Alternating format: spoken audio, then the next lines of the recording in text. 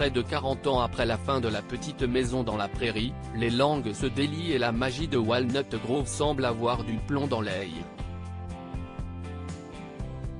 Une enquête du média américain The Signs évoque une fois de plus les travers de Michael Landon, décidément loin d'être l'homme idéal décrit dans la série.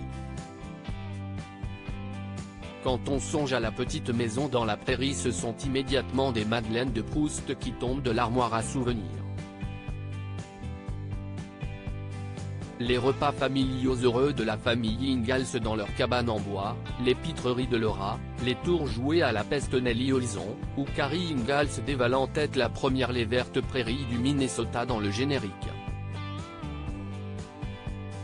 Pourtant il s'agit bien là de la magie de la télévision. Car en coulisses les choses se sont avérées bien plus sombres que la vie à Walnut Grove. Récemment déjà, Karen Grassle, qui jouait la tendre mère de famille, Caroline Ingalls, avait confié au magazine People, le calvaire que lui avait fait vivre la star de la série, Michael Landon. L'acteur qui incarnait le patriarche Charles Ingalls avait à plusieurs reprises tenté de lui faire quitter la série, arguant notamment que son personnage n'était pas assez aimé. Et Michael Landon ne s'était pas arrêté là.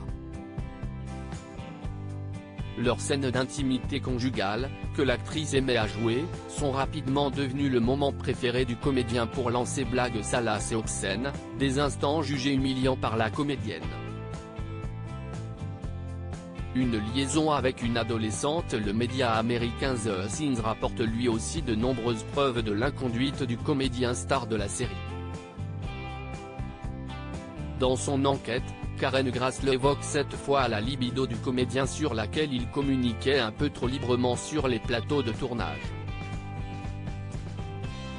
Il expliquait notamment en avoir retrouvé l'usage grâce à un produit naturel. En réalité, le comédien, marié avec Lynn Noé avec laquelle il avait 4 enfants, avait une liaison avec Cindy Clerico, une jeune comédienne mineure à peine âgée de 18 ans, la majorité aux États-Unis est fixée à 21 ans, note de la rédaction, qui incarnait sa fille adoptive, Cassandra Ingalls. Cette liaison mettait Karen Grassle hors d'elle, car elle la plaçait dans une situation très délicate vis-à-vis de son épouse. Je connaissais sa femme. J'étais souvent chez eux. Elle avait été gentille avec moi. Et j'ai pensé à ses enfants. Il y en avait 3 encore à la maison et ils étaient tous plus jeunes que Cindy.